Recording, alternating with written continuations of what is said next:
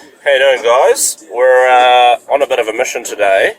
I'm taking the turbo over to Turbo Care, and we'll give you guys a wee look around, and maybe pull this turbo apart and have a wee look at it. See if maybe it's the issue with the smoking on my S2000. Now, that's probably me just being very hopeful that it's not my engine that's smoking real badly. But I did punish this turbo for quite some time, and the guys at Turbo Care were just like, just bring it in, it's easy enough to have a look. I'm guessing maybe the oil seal has lost its tension. That's my bet on what I reckon's gone wrong anyway. Because last time I took the car out, it did come right and it did stop smoking. Maybe with a lot of heat, I'm not sure. But anyway, the guys were like happy enough to have me bring it in. They're going to have a wee yarn. Hopefully we can have a look at this, have a look inside and see if my guess was right. So let's go.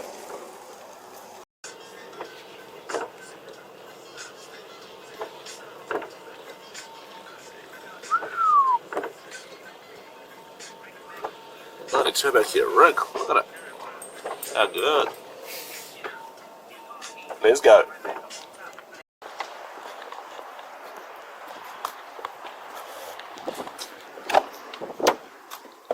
Come here.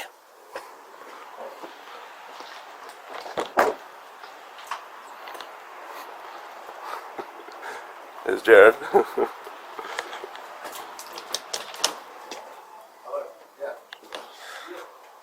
Man's always on the phone. What's that? Yeah. So what's that? What range? So here we are. Yeah, that's This is the other pest. He's probably actually busy and doing some work. And we Yeah, no, that's got to go into it as well. Yeah. wait for him to finish up. Right, so now the main thing is like smoking, and then it looks like it's got oil maybe coming out the side there. From the core there? Yeah, from the core. So that was like that first issue that I had when I initially put the turbo on and then went to the Dash 3. Yeah. And obviously like cold oil, the last track there that I took it to, it was like smoked real bad for like 2 laps, my car, like just, I'm pretty sure it was blue smoke, but it could have been white, not totally sure. Just like out the back real big time. Yeah.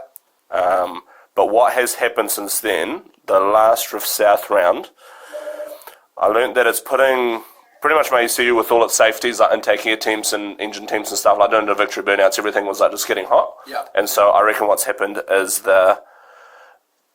it's run like very, very poor timing and essentially free boosted. Well, that is what it did. So even though I wasn't running it on high boost, the engine timing was so rubbish because of all the trims that it was like boost spiking to like 27 pound, like while it's running 80 degree intake temps, while it's 120 degrees engine temp. So I reckon that, I just was saying before in the video, I reckon maybe that it's like, can you lose the spring tension in the oil seal in the back maybe or something?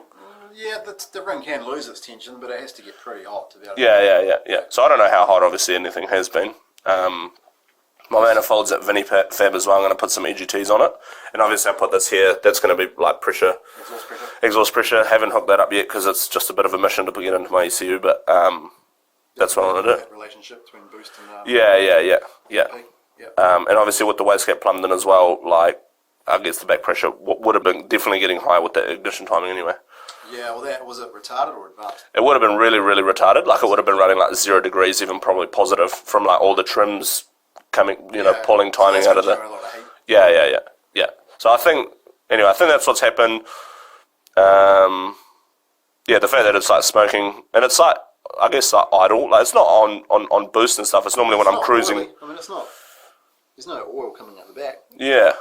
But I mean, how do you get the oil sort of leaking out of it? Like, because I thought it was the actual feed initially, so I've like redone that and made sure that it was like, sealed properly and whatever.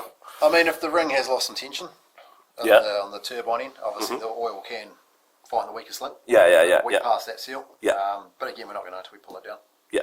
Sweet. Sweet. Well, if we crack into that, if that's all good. No worries. Man. So Jared was just saying how you pull the exhaust wheel off without damaging your wheel. So he was just saying that you... Generally, I leave the bolts loose. Yeah. Usually, generally would heat the house and get it warm. Yeah. And then we tap it off. Yeah. But in this case, because it's pretty much new, Yeah. it we use copper seeds or anti-seize compound when we assemble them. Yeah, yeah. When you go to pull them apart, it's sort of there. I also try not to do them up hell tight, and obviously like it's painted housing, so it doesn't corrode as much as a 20-year-old turbo that's been on a truck for. Exactly. There is a gas plant. Oh, yeah, here it is, right next to it. Not needed today. That's right. Yeah. So yeah, just leaves the turbo like actually sitting down, and then gently pulls out. That's how you do that. Yeah, the clocking is really annoying, especially with like the intake one's right on my drain, like millimeters away. That's all good. Have you seen anything in there? No, housing looks mint. Yes, the housing's good. No cracks, no. Well, that's good. Not like last time piston pieces went through my. So you can tell it's been hot though. Can you tell us anything? Oh, so you can tell that that's been hot. See the colour. Cast iron changes colour when it gets. So has that gone blue, like more blue than? No, it's gone. I call it more silvery. Oh yeah, okay, Because we paint them in a VHT, which bakes off about 1,000 degrees Fahrenheit. Okay. So has that lost all of its paint? Well, that's exceeded that. Okay, yeah. You can tell because it's burned it off and it's gone silver, which is generally. Oh yeah, cool. Okay. An indication of high exhaust temperature. Okay. Which could be retarded timing. Yeah, so like I was saying, for my specific example was like it would have been the Victory burnouts that got that bloody nice and hot. So I'll just like skip forward to him having that off. Right, I was just about to grab it off. Nice, bloody hell, is that new or something? There's no rub marks in there. Yeah, so what do you look for anyway when you get to this point of the turbo? What are you after? We're looking for rub marks. Make sure there's no contact on the cover, which there's not. Okay. Which is good. Which is a good sign. Our bearings are still intact. Yeah. Yeah, I mean, apart from that. So that's probably the main bit there, obviously. The only other thing we'd really check, which is probably not going to be an issue with this, is we'd check that the bore's running true to the faces. Oh yeah, so does that like maybe the heavy diesel stuff like? Well, any distortion, I mean, i.e. welded. Yeah. Oh yeah, yeah. Creates distortion, and obviously we've got one at the moment where I've welded the external wastegate to the turbine housing. Yes. And I put so much heat into the housing that the core no longer goes in. Oh yeah. So obviously I've got to set it up and reprofile. Well, not reprofile. Set it up, recut it. Yeah. And check the bore's running true, which a lot of times you find they're running out. Yeah.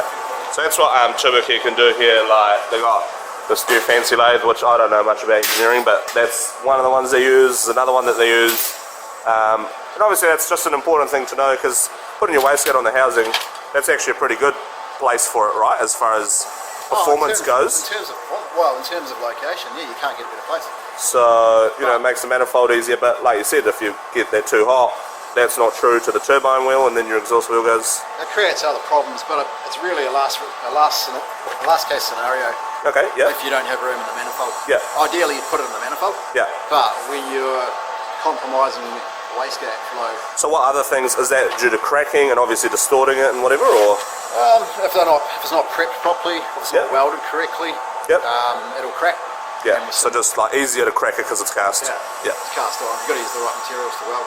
Yeah. Or the right rod to weld it. Yeah, I think, well, I guess, maybe most people don't know, but like, you definitely need to do that right. But even if obviously you're doing it right, that's what Jared's saying is that if it's done right, it works perfect. Yeah. And we've done it a lot over the years, and I'll show you one inside. Cool, yep. Sweet, well those are off anyway. So same thing, just like looking for rub marks really, because that can write the housings off. Well, we'll take the board out of the room. Yeah, so now we're going to do that. Another thing is same with the exhaust wheel, like can inspect things on that it hasn't been eating things. So my last turbo that came in here was had pieces of piston and whatever flying through it. Oh, Trent. Oh, it's not even Trent. My bad. Where is Trent actually? Speaking of the devil. Oh, he's sick. He's sick. Bloody hell. But yeah, so generally if you get, I'll see if we can focus on here, if there's any damage to this leading sort of edge, that's stuff that's come from your motor or your manifold. I've had that as well. Sort of poorly built manifold, bit of slag like had let go months after the car was running and just like clipped this and just destroyed the exhaust wheel. I'll just get out of the way so you can do that.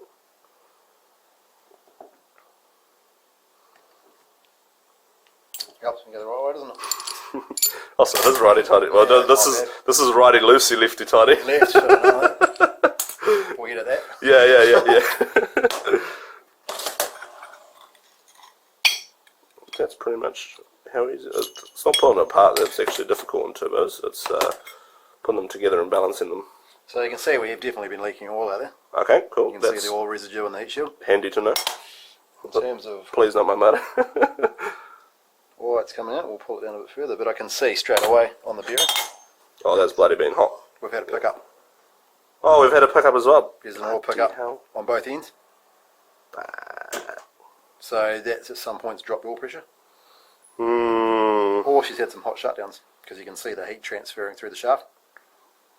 Think probably oil pressure's more likely. I generally don't shut it hot, because that's naughty.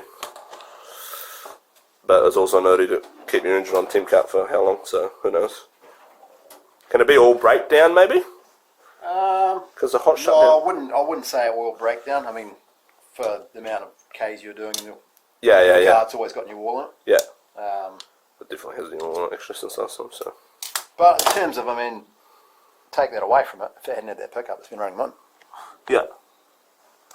There's no oil contamination. You can tell there's no scarring on the shaft.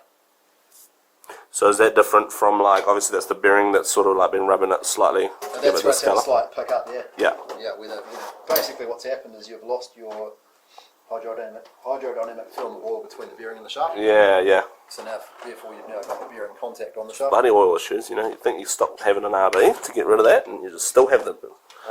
People don't realise how critical that oil layer is. Yeah.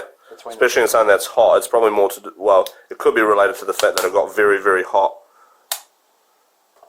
And then maybe, but is that shutdown or is that loss of oil pressure? That's probably loss of oil pressure. Yeah, because it's still spinning, like it's not accumulated on one side of the shaft because the shaft stopped, right? And it's on both ends. Yes, you've got okay, both yeah. bearings of So does one pick up more than the other when you shut it down? Oh, hot shutdown would be more on the exhaust, right? You've got more heat on that end, but Yeah. I mean, like usually if you see an oil pickup, it's common on both. Gotcha. Well, I don't think I bloody lost actual oil pressure since this got put together last, but oh shit. The big upgraded thrust on it, which Yeah. So what have we got there? So that's the 360 thrust, yeah. which is again no signs of any wear on that. Not enough boost then. Nah, to be honest, they are very strong thrust. I mean, Yeah. we So run- what does a non 360 degree one look like? Have you got one handy? Just so people can see. But obviously, like that's full surface. There's a naked 270 degree thrust, Oh yeah, so that's a 270 degree one. So you can see it's obviously not. which again suffered from oil failure. Which is quite a common thing. Is that what destroys turbos? Is it? Is that what you're trying to tell us? Pretty much. Yeah. Yeah. So just your clips and Bearings. those are the bearings. Yeah. As you can see, as they're coming out, there's actually a little bit of shit getting into your. You can see the wee lines in there Yeah. Okay. Yeah. on the outside and inside also. So there's stuff Probably going hard to through see. the oil. Yeah, well, coarse particles will leave. You'll find if it's real fine particles, it'll come in and polish the bearings. Yeah. Okay. You'll get a polish finish, which I wouldn't call them polished, Oh yeah. So is that? but it has had a bit of a pickup. You can see it. Bloody hell. So we're pretty much down to nothing on that core. Is that one of the last components in there? Maybe just Again, down the space. you can see what's happened. We've lost our oil gallery. See how it's touched?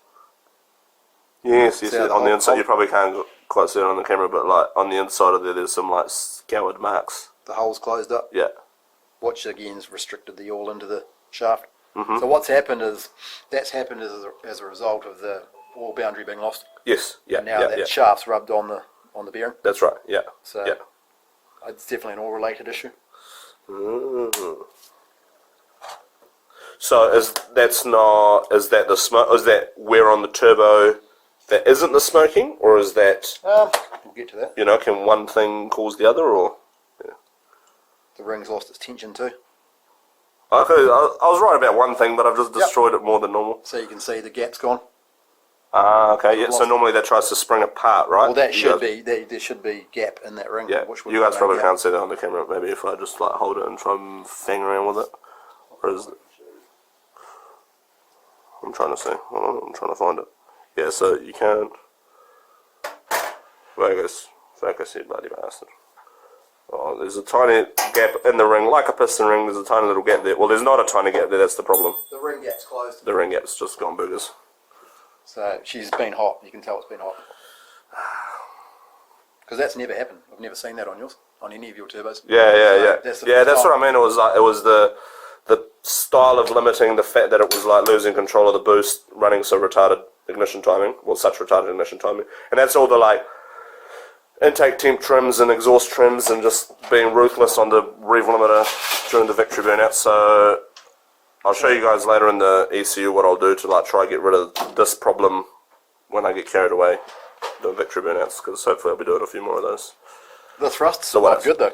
The thrust bearings, isn't it? So what can damage the thrust bearing? What Again, oil oil? related. So does the thrust deal better with shitty oil, obviously, than the journals? It must do, right? Because those are under way more sort of stress, and obviously The thrust bearing's under a lot of load. You've got the exhaust pressure and the intake pressure basically acting on the thrust. okay, yeah. So if you're pulling high exhaust pressure in your manifold, Oh, okay. This is where you're getting at with that. Okay, this is what will show up yeah. on the thrust bearing. The fact that yours, I mean, we haven't touched at all. That thrust's like brand new. Okay, so then exhaust like back pressure sort of thing could be higher than it needs to be, but it's not critically bad. Well, it's Like, not showing signs of that on the thrust bearing. Yeah. Okay. Yeah. Yeah. At this point, Yeah. which is a good indication. Yeah. I mean, if you're chewing a thrust bearing out like that, you've got I problems. think typically my thrusts have been good, and like We don't have problems. Those thrusts don't give issues. I mean, Yeah. the only time we see an issue with that is if you've dropped oil pressure. yeah, In this case, yours has been very minor. You've just caught it, yeah. but Yeah. if you'd have carried on, it would have destroyed itself. Oh, it's good to know. I think we'll call that video there. Anyway, thanks, Jared. No worries. Here. So now you see what it takes to destroy a turbo. We'll pick this up whenever, before Drift Week, whenever the lads are finished with it. And hopefully you guys know more about how to look after your turbos, maybe. Actually, maybe what's like maybe a five steps to not destroying your turbo? What's things that maybe you should do to look after it, maybe, that you can think? So obviously good oil pressure is like Number one thing. Good oil pressure. Make sure you're running good filters. Yep. Make sure your intake system's clean. Yep. Good filtration. Make sure there's no slag in any of the pipes.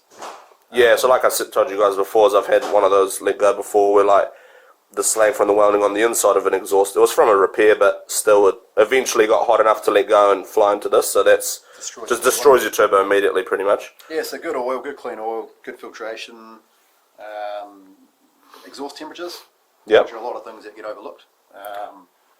And that's like what, timing, sort of like efficient Timing. turbo for the job, It like comes down to the matching of the turbo to the engine Yeah, and yeah. how it's tuned. I mean, like Yeah. obviously you run anti-lag and put a blanket over it and, Yeah. and give it all the worst conditions it can be in. yeah. So that's another thing. You don't personally reckon, obviously, that blankets are handy, and people keep that. You know, they often put blankets on to like keep the engine bay safe, Oh, don't get me wrong. I mean, but a blanket, it can hurt your turbo anyway. Is what? Yeah. a blanket serves its purpose. It reduces engine bay temperatures and it keeps heat inside the turbo. Yeah, Which yeah. ideally at the end of the day you want as much heat into that turbo as you can get. Yeah, but with performance turbos, it's easier to cook them, I suppose. Like, But as a result, when you've got housings that are made from ductile iron, it can cause the housings to crystallise, and you put so much heat inside the turbine wheel that it has to transmit it, yes, and that's what you'll see. You'll see it through the turbine housing, through the turbine wheel.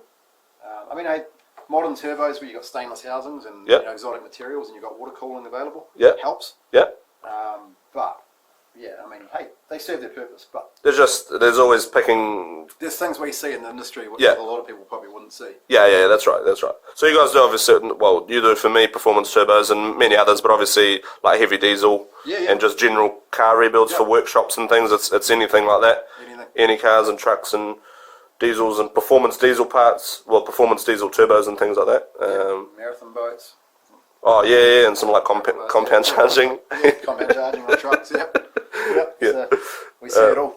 Nah, cool. So yeah, if you guys need anything, obviously talk to Jared or Trent or the other lads that I'm getting confused all the time over here.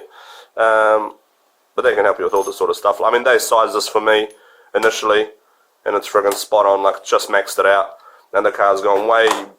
It's actually maxed out on the compressor really on my setup at the moment, but it's We've still only got a wee baby wheel in here. Yeah, that's right. That was 60 mil, right? Like inducer. 60 mil, yeah. Yeah. So that's working its ass off to get the 600 wheel that we're at now. Exhaust wise, we're still like pretty good, but yeah, Jared did all the brain work behind that to like figure out what we wanted and got it right. So yeah, stoked with that. We'll see what the next engine Cool. turbo setup is. Yeah, The next one. yeah. No, sweet. All right, guys. See you later.